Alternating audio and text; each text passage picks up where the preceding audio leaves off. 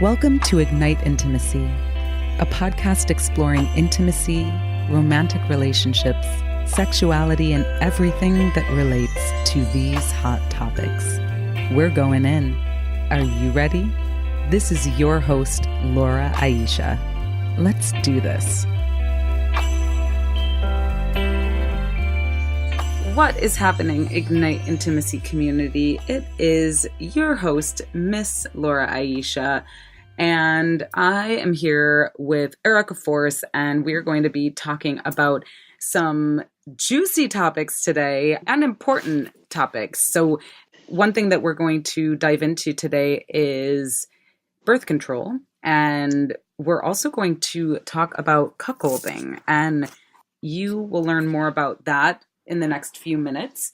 And then we'll talk about whatever else we want to talk about, because that's how we do it here, right, Erica? Absolutely. So, oh my gosh, it's so great to have you on the line. Welcome to Ignite Intimacy. Thank you. I'm very excited. I've been listening to your podcast for a while now and the amazing people that you've had come through. And so I feel very honored to also be a part of that. Awesome. Yeah. Well, we're honored to have you, the sexual on the line. So Courtney Brame put us in touch, and Courtney is an incredibly amazing human being. Yes. He's been on the podcast, and let's just see if I can quickly find his episode. Courtney has his own podcast, and it's something positive for positive people. He is a crusader. Yeah, it's episode 81, Living with Herpes, Disclosure, and Something Positive with Courtney Brame. And yeah, so he is just creating a pathway and a platform for people living with STIs. And it's really incredible. So Courtney and I connected. We recorded episode 81 for Ignite Intimacy. We're also co-collaborating on live South by Southwest podcast recording. Yeah, baby. So awesome. So exciting. So that's going to be coming up. We are recording live at South by Southwest on Saturday, March 9th at 9:30 in the morning, bright and early. And our talk is called Making Disclosure Sexy. So anyways, Courtney said, you need to connect with Erica. You two will totally jive, and you ladies have to do something for Ignite Intimacy. So welcome to the show, Erica. Here we are. Yeah, baby. Yes. And it's like Christmas time. And, I'm recording a bunch of episodes for 2019 in December. And yeah, it's just such a sacred time of year. I think for many reasons, it's the completion of the 1 year into the next, in at least the Gregorian calendar, and then we've got all sorts of different holidays being celebrated around this time, and people. A lot of togetherness. Yeah. Well, a lot of togetherness. And there are a lot of people out there who don't have the community or the family or, the friends. So it can also be a really lonely time of year as well. It's great. And it's great to be here with you. I'd love for you've got this really cool Instagram, the Sexuallectual, and tell us about that. Tell us about you. So I started Sexuallectual a little over 3.5 years ago, when I started working at the Sexology Institute in San Antonio, Texas. I went from gaining my bachelor's in health administration and found a major lack in any sexual health content whatsoever. And I found the Sexology Institute, and I walked in and I said, you're going to hire me. I'm going to start from the ground and learn this industry. And it was a major stepping point into then just becoming immersed in a sex positive community. And I have, along the way, had nothing but open arms from so many people in this community who just want to help everybody succeed, so then we can get all of this positive, good information out there that is not there. Okay, so that is so cool. So San Antonio, Texas has a sexology institute. They do. It's really amazing. So they offer, it's a cute little boutique, and then also offering educational classes and fun classes and parties with classes. So it's really a great space that is judgment free and safe for any peoples to come in and gain knowledge or continue education. Mm, that's amazing. I think Yeah. every town and city needs to have a sexology institute. Well, and so tell us about you as a human being, you as a woman, like how, who are you as a sexual being? Like, how did you get into all of this? Yeah. So I've been a sexual being since I can remember. My mother was a single mother for very many years. And so she wanted my older sister and I to have a great foundation of, as a woman, you are completely empowered of your own life and your own body. And she took the direction of, if you come to me and ask me, then I'm going to answer you in, the most direct and knowledgeable form that I have for that answer. So in our house, it was never a hushed conversation. It was very open. And she wanted us to learn correct instead of just taking whatever advice we got from the girls' bathroom when we were having conversation. That's amazing. I mean, I think that's probably the exception.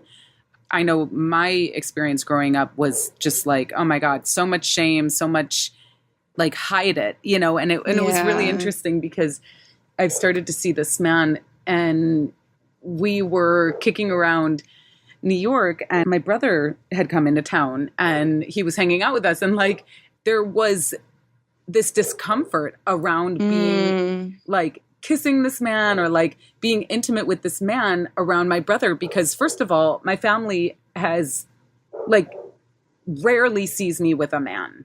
I've been mostly single, and I've kept my boyfriends mostly away from my family because they haven't been serious boyfriends or serious enough that I would want to bring them home. And I realized how much stuff I have just about like being sexual or, like kissing a man. Right. Right. Yeah. So, and I'm sure that has to translate into not only in front of your family, but just in general, being with someone or intimate with someone, period. Do you find that? No. Mm-mm. Okay. No, because I love, like, I mean, we've been like, kissing all over New York, like, and I'm cool with that. If I'm into you, then I'm cool with that, Okay. So, but okay, so that's amazing. It's incredible that you had your mom's like love and support, and that she was just like, look, I'm not going to leave you hanging out there. Yeah, she actually bought me my first vibrator. That's amazing. Oh my gosh. Your mom is dope. We should interview her for the podcast. Oh my gosh. Yes. She's absolutely. So okay. So I want to let our listeners know, because some people might not know what cuckolding is. Sure. Yeah. Right. So what is cuckolding?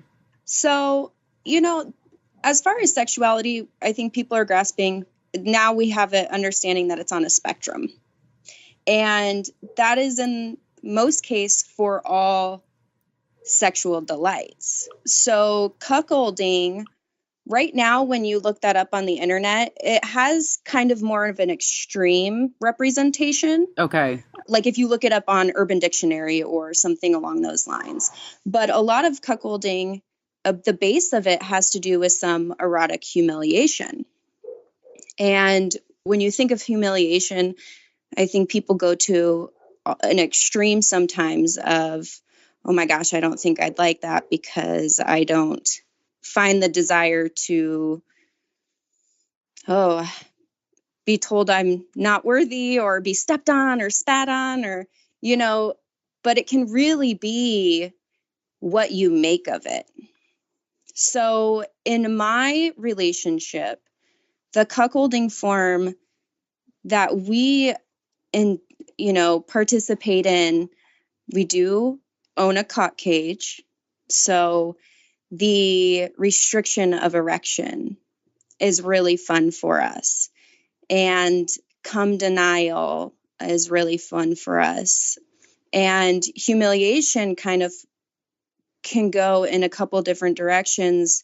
We do have our limits, of course. You have your hard boundaries in these things, and we communicate what is okay and what is not okay as far as humiliating the person as I want to be with someone else and I want a bigger cock than yours. And so we play on a lot of, what's the word I'm looking for? Touchy, personal things. And so everything is over communicated in that respect. But cuckolding, a lot of it has to do with erotic humiliation and the form of me going out and being intimate with someone else while he's at home caged and awaiting my return.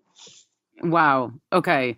And so that's so interesting. So it's much broader than I thought that it was. Okay. Yeah, I was under the impression, and I really didn't, look into it too much, but the conversations that I've had with people around cuckolding have centered more around partners enjoying watching their lover, their loved one, have sex with someone else.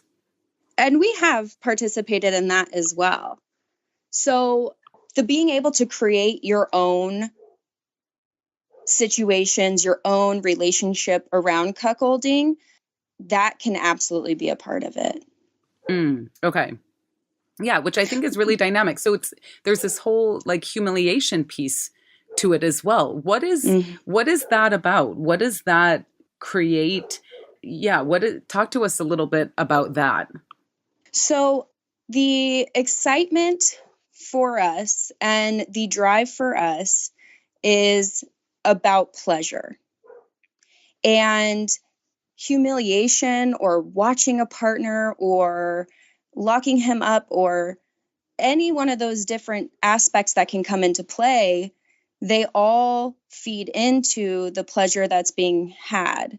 So humiliation, I think, is another form of, erotic talk. And it's just maybe a little bit different wording and more extreme to some, a form of erotic talk than you would normally have. So I think that variation in having something different infused into our pleasure is what really drives the both of us. That's cool. And how did you even discover this between you two? Like, how long are you married? I am married. I've been with my partner for 10 years. Okay. And we were monogamous for the first 6 years of being together. However, we found that we desired other experiences and other people, and not to fill a void or because we didn't love each other, but just for a variety of reasons. So after that 6 years, he started writing me erotica to open up the conversation and the mental stimulation of adding in other people or scenarios and making it me more open and receptive to it, because I am a very mentally stimulated person. So words for me and that kind of play gets my juices flowing. So it was about a year from us starting the conversation of opening up our relationship while still being together until we actually acted upon it. We communicated, we went through all the different, scenarios that could potentially come up and unpacked all of our unhealthy things to create space for this next big venture of our relationship. And along the way I would identify as polyamorous. And along the way of finding that, we found that he was more stimulated and desiring the cuckolding aspect of a polyamorous relationship. So here we are now and exploring so many different things. And I mean, it's always my sexual, the whole idea behind that is that intellectual stimulation of always learning something. I will never say that I'm an expert in anyone's situation because I feel like there's always some learning that can be done. And oh my gosh, the longer that I get exposed to the cuckolding, and also cuck queen is a word for the females, the dynamics and aspects of this is just so amazing. And I really like talking about it and being able to open up the different dimensions that it holds instead of just having a one representation that people know now of what cuckolding looks like. Yeah. So like breaking that open and actually saying like, well, there's more here. There's more here than just that. So so it sounds like it sounds really intriguing and hot, and also I'm curious about how you've dealt with some of the more uncomfortable stuff that comes up as a result of opening up your marriage and exploring other things. Communication is by far, if you don't have that, I could never see us being successful if we didn't have that raw, honest communication. And that was the first thing that we really worked on, is being able to say the things that you feel you can't say or don't want to say. And of course, everybody has different ways that they perceive and receive information in that kind of conversation. So then learning each other's communication styles and timing. Absolutely. Timing is key. Okay, everyone, timing is key. Okay, let me tell you about big note about that. Though one time I had gone out the night before and had the most fun time with someone else. And when I came home, we just went right into having sex, and I didn't really give him any details. So the next day, we're at the gym, and I don't know why I thought it'd be a great idea at the gym, but I decided to go into details thinking that we're in public and you can't touch me right now. So this is another form of humiliation. Let me start telling you about the details. And as I kept going, the look on his face, I was like, oh, wait, maybe this is not the right time and place. And so in that moment, one, being aware of his response, and then two, him communicating, I just took my pre-workout. I'm kind of my heart's racing. This is not something I can really focus on and be receptive to right now. Can we please, it has nothing to do with you or the situation. I'm not angry, but another time. So timing is everything. Absolutely. Well, and so you're when I look at your Instagram and I am thinking about, what you're putting out there. So the Instagram, if you want to check it out while you're listening to this, at Sexual Lectual. So it's at sexual and then intellectual, but just the lectual part. SEXUALLECTUAL. Yes. On Instagram. And let's hope I keep that for a while. And, so I'm just looking here, and it's cool. You've got just all these different messages about, and it's a self-love approach to empowered sexuality. Yeah. Well, thank you. The Instagram thing, it really it is from me. I spend hours looking for content that represents how I feel and who I am. And just because this is my journey, I can't speak on anybody else's journey but my own. And so that Instagram really speaks to the things that I, one, either have experienced or just my emotions in the moment. So it's a very I hope that it's coming across as honest and transparent, because it really is. I'm putting myself out on these social media aspects for everyone to see. And I spent a long time in trying to hide that. I'm very sexual person, and there was a few years where I felt a lot of shame around how sexual I was, and the fact that I loved sex and masturbating so much. But now I have to live my life. I pay my own bills. Mm-hmm. So I finally got over who's going to see this, my family, or I was really hung up for some reason on the parents of the friends I had in high school. And I don't know why. Interesting. Yeah. You were like, oh no, what if they find out I'm a freak?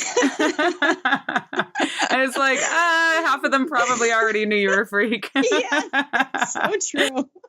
It's funny because we tend to think that people don't see us, and a lot of people do, and there's a lot to be said just for the way that you don't even have to be involved in any type of sexual or intimate behavior with someone, and they can know. I mean, I know about people. I could look at someone and be like, yeah, I know you're a freak. I could just tell. And certainly that's not a reliable, test for reality in all cases, but it certainly, rings true many times.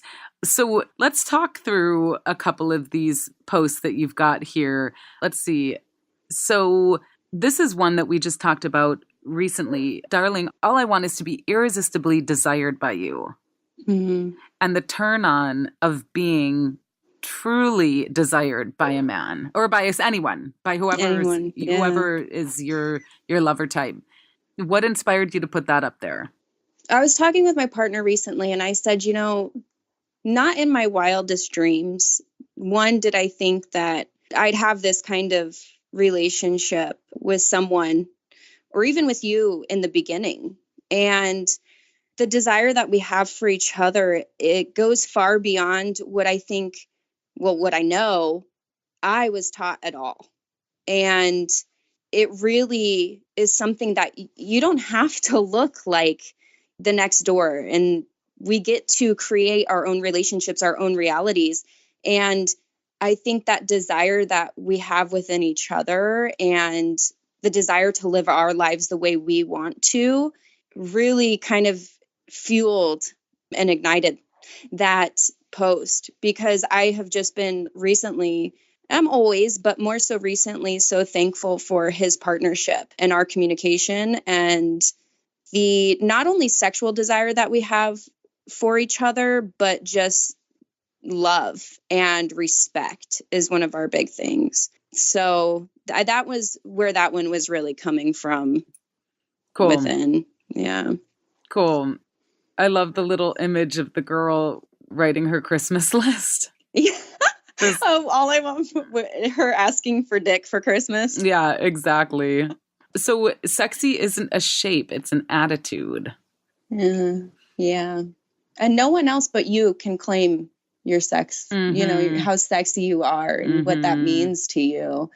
And I think I am so happy with where the body movement, the body positivity movement is going. And I'm so watching the real catwalk that happened in New York of women coming out and saying, this is my body, and this is my body in this amazing lingerie, or not even, or however I feel comfortable, was just so inspiring. And that is what really, after, watching these women come together, and men that came and walked in New York in the streets and were so proud to stand and say, this is who I am and here's where I'm accepted. And I think our nation has so much growth and is awesome.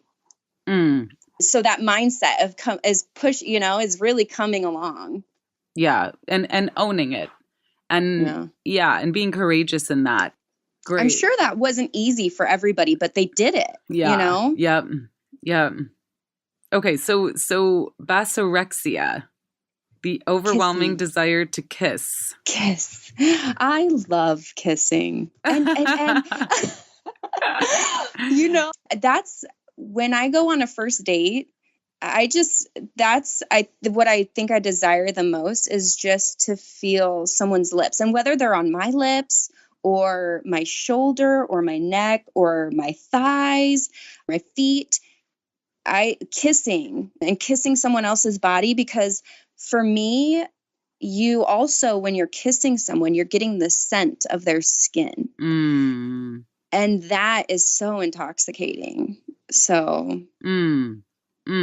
yeah, kissing, it's really an amazing thing. And it's super amazing when the connection is there between the two people. And yeah, I've been thinking a lot about like wanting to kiss this person like more and more. And yeah, and like I'd really like to kiss him right now. Like that would be great. And it's really quite amazing when you have that connection with someone and it's just like such a turn on. Just to kiss, you could get lost in a kiss for hours. Yeah. Yes. Yes. You know, I think back to, I was very scandalous in movie theaters. And I think back to my junior high and high school days of sitting in the movie theater. And so I have a huge thing for popcorn because that's, you know, you smell popcorn. So sitting down at home, popping popcorn and watching a movie together is like, okay, we're just going to make out. So yeah, exactly. You know, I think back to those days and how I would just sit there with someone because that was really kind of the only access I had to outside of my house or somewhere, I don't know, and kissing for like 2 hours through an entire movie and my lips being completely chapped after that and your face just being so red. But it's so like, I mean, yeah, it's a lot of fun. So much fun kissing. Kissing is fun and you know, it's great. Like kissing can suck when you're kissing someone that you just don't jive with, and kissing can just be like the most magical, connected, beautiful thing. Yeah. So we had talked about diving into the whole topic of birth control, and let's segue into that now. Sure. Birth control for me has been, you know, something that, and I know for many women, it's like traumatic. It can mess with your system, both emotionally, physically, and some people gain a lot of weight. There can be the fear of missing a pill if that's the form that you take. There could be a fear of like, what are the side effects of the injection or I mean, like, it's just like the patch or, you know, IUDs. And it's a big thing. And I know, you know, for me, it's caused a lot of stress and strain in my life. And I'm curious, like, tell us about your journey and what got you more involved in speaking to birth control.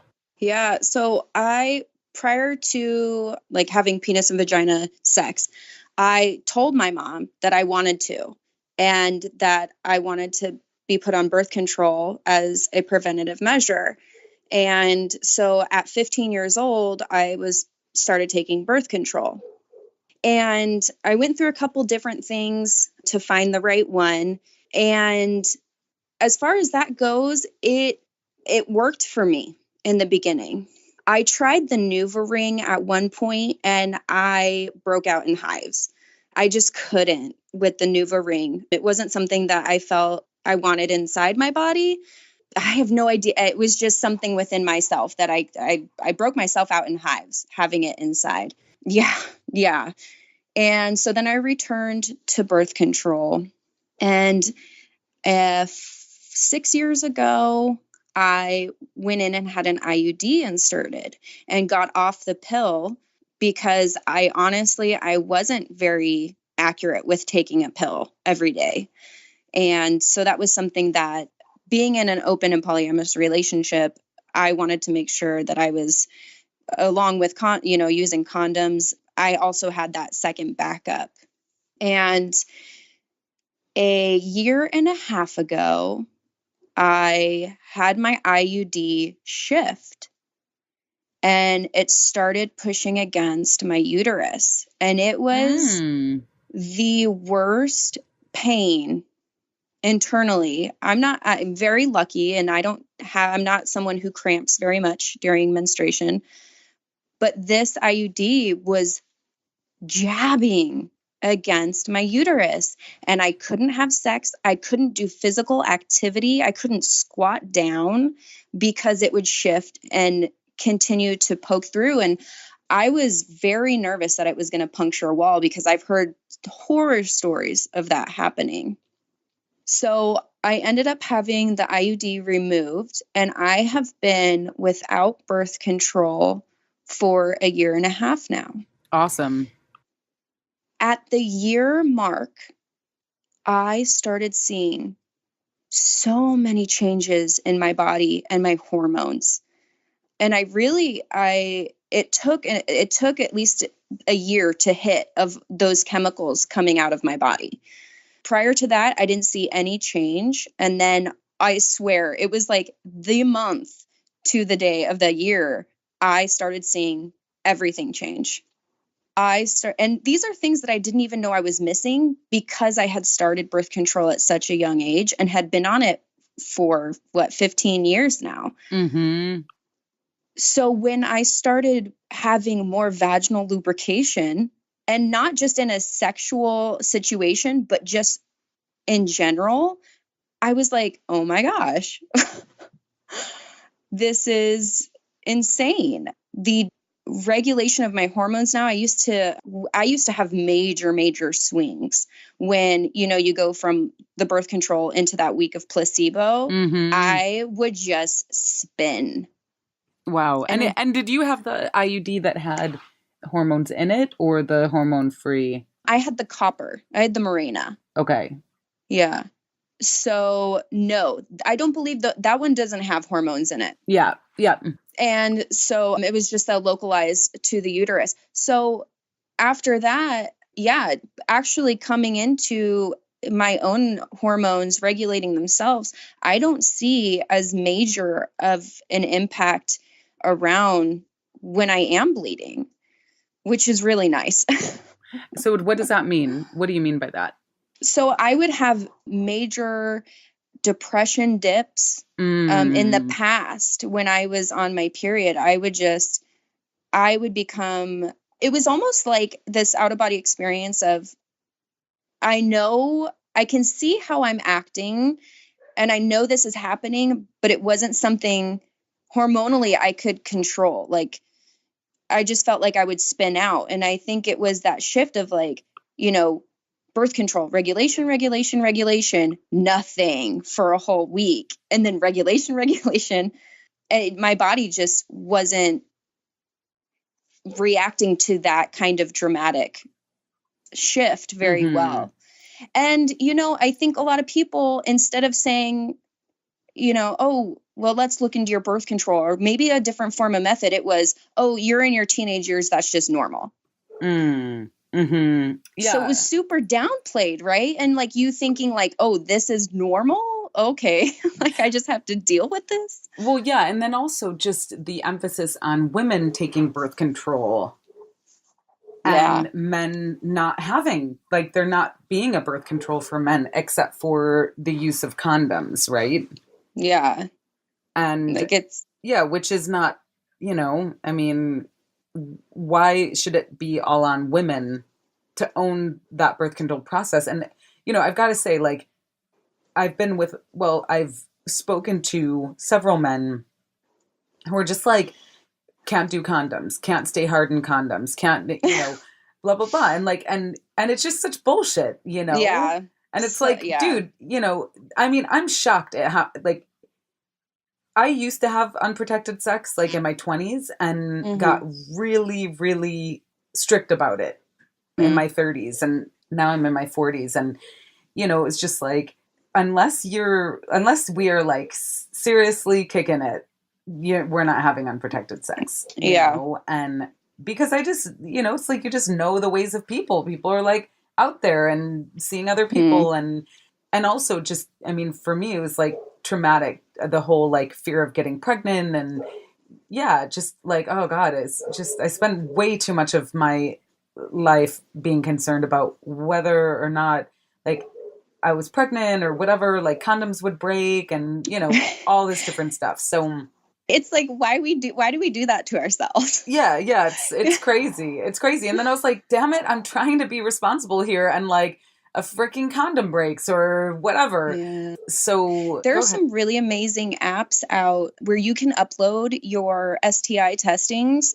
and have that shared within people privately that you invite. So being poly and having different partners, this is a place where everybody can view that they've been tested within the last 3-6 months, recently, what have you. And so everybody keeps that open communication. And with doing that, you take away all of that negativity and that fear of conversation. So their Safe app, I believe it's called, that you upload, and that is a discreet way of, sharing that information and everybody being in the know of what's happening. So there are so many different avenues now of retaining that information and getting it there, and everybody protecting themselves, and it not just being on, one person, which is great. Yeah, that's awesome. I love that. And yeah, Safe app, definitely check them out. That's a very cool app, and it's all about making disclosure sexy, right? It's like, let's just give access to this information. Well, Erica, what a pleasure to have you on the line today. How can people find you online? Yes. So Instagram is sexuallectual, and I do on there have a link for my newsletter where I disclose a lot more, and I get a little bit more racy than I'm allowed to be on Instagram. So that's a lot of fun. And that has all my information, sexuallectual@gmail.com. Email me. We can do classes. We can do all those kind of things. Talk one-on-one. So many different avenues to be able to reach me and for us to be in contact. Great. What a pleasure, my girl. Sending you and the fam so much love. Check out Erica at sexuallectual on Instagram, and all the rest of the links will be in the show notes. So Ignite Intimacy community, we love y'all. Thank you so much for tuning in and just being here with us for another conversation. Sending so much love and light to everyone out there, and stay tuned for the next one. In the meantime, stay blessed, and ciao for now. Cheers. Wiggle. My body made me do it. My sophistication said it was a bad idea. But body has a certain convincing nature because she has had so much at her disposal. Heat in the inner thighs, a bounce in the heart, and a smile lighting up the dark room in which I sat. Tell him everything was body's order. But he should just know, I screamed. He should know by now. Body answered, tell him every need and want as you need and want. She was adamant it would be the only way, and as I tried it on, to my surprise, I felt the thighs, the heart, and the smile. I felt at play in what before was a dungeon. Let him off the hook, body added. Only then will you know his natural wiggle. And God damn it, I did it. Thanks for tuning in to another conversation on the Ignite Intimacy podcast hotline. We love that you choose to spend your time with us. Check us out at igniteintimacy.com. Subscribe to us on iTunes and leave us a review and a rating. It helps more people know about us. We love to hear from you. You can email us with questions, comments, or suggestions to hello@igniteintimacy.com. And tell your friends. Music was arranged by Jason Pfaff and Mike Corey, and this podcast is produced by yours truly, Laura Aisha. Thanks again, and we'll see you on the next one. In the meantime, let your light shine bright and ignite your intimacy.